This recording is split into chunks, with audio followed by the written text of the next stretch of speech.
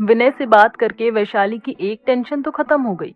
अब उसका ये डर भी निकल गया कि अगर विनय को पता चलेगा तो उसको बुरा लगेगा। अब चूंकि विनय अपने घर जा रहा था तो विनय को पता लगने का कोई सवाल ही नहीं था।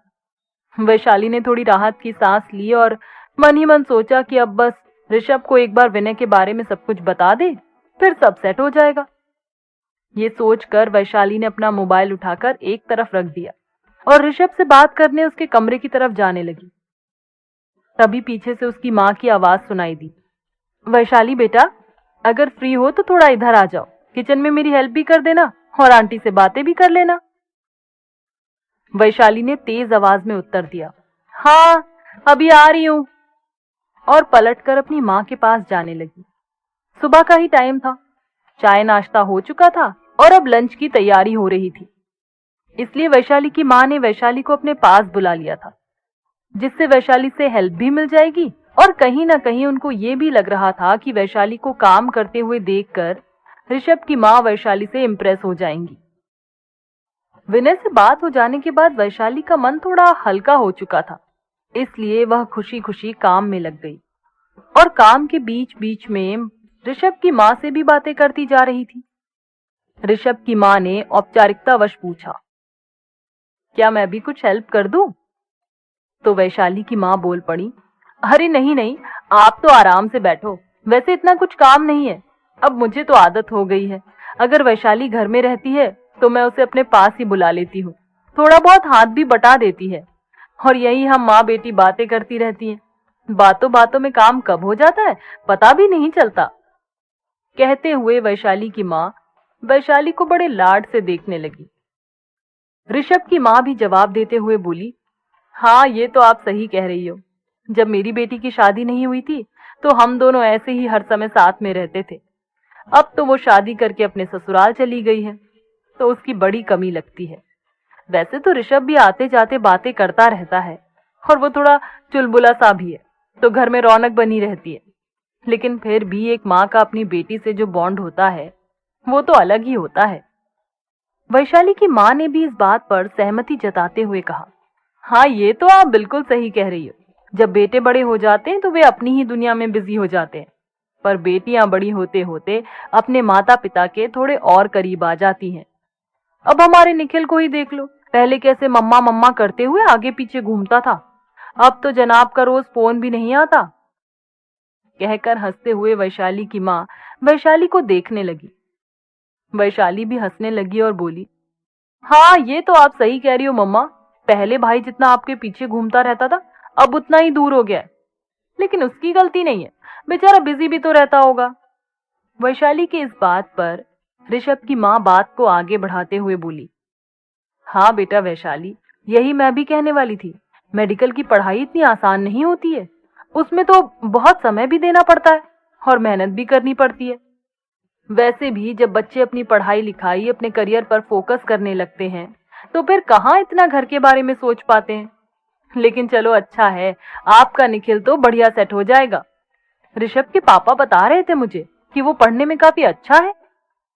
ऋषभ की माँ को इस तरह बातें करते देखकर वैशाली थोड़ी हैरान थी, क्योंकि उनके बात करने के अंदाज से बिल्कुल भी ऐसा नहीं लग रहा था कि वो इंडिया के बाहर की हैं।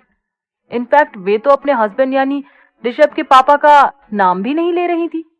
हर बात पर ऋषभ के पापा कहकर ही बात कर रही थी, जबकि वैशाली को उनके बारे में यही मालूम था कि वो काफी एक्टिव हैं और उनका जो बिजनेस है उसे सेट करने में उनका बड़ा योगदान रहा है।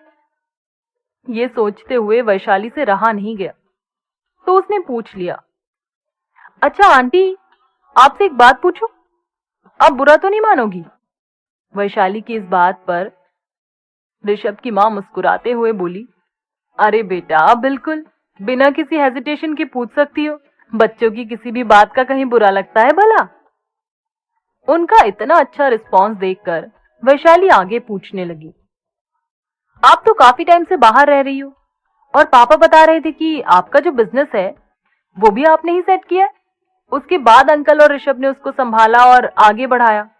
इतनी सक्सेसफुल और इंडिपेंडेंट होने के बावजूद आप बिल्कुल इंडियन माँ की तरह बातें कर रही हो, और सबसे बड़ी बात, आपने एक बार भी अंकल का नाम तक नहीं लिया। जबकि अब तो इंडिया में भी इतनी सारी लेडीज अपने हस्बैंड को नाम लेकर ही बुलाती हैं। वैशाली के इन सवालों पर ऋषभ की माँ जोर से हंसने लगी और बोली, अरे बेटा, ये तो सब संस्कारों का फर्क है। ऐसा नहीं है कि इंडिया से बाहर जाकर रहने से सब वहीं का कल्चर अपना लेते हो।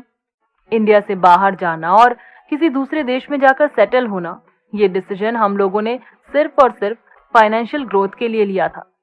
लेकिन आज भी हम लोगों को इंडिया से उतना ही प्यार है जितना कि यहाँ रहने वाले लोगों को होता है, और इसीलिए मैं सारे कल्चर और ट्रेडिशन यहीं के फॉलो करती हूँ।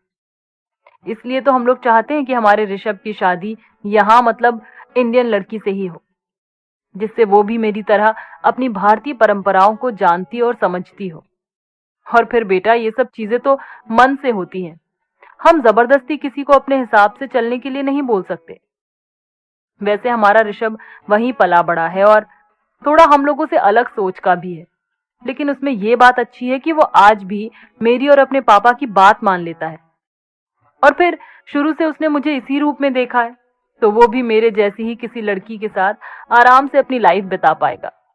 अपने इंडियन कल्चर से जुड़ी हुई हर चीज उसे भी बहुत अच्छी लगती है। वैशाली ऋषभ की माँ की इस तरह की बातें सुनकर उनसे बहुत इम्प्रेस होने लगी। उसे अच्छा लग रहा था कि बाहर रहने के बावजूद भी ऋषभ की पूरी फैमिली की सोच और विचार शुद्ध भारतीय है। ऋषभ की पूरी फैमिली में अभी तक उसे सबसे ज्यादा पसंद भी ऋषभ की माँ ही आई थी।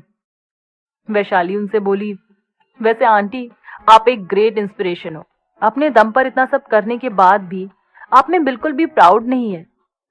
वैशाली की बात पर ऋषभ की माँ बोली, प्राउड किस बात का बेटा?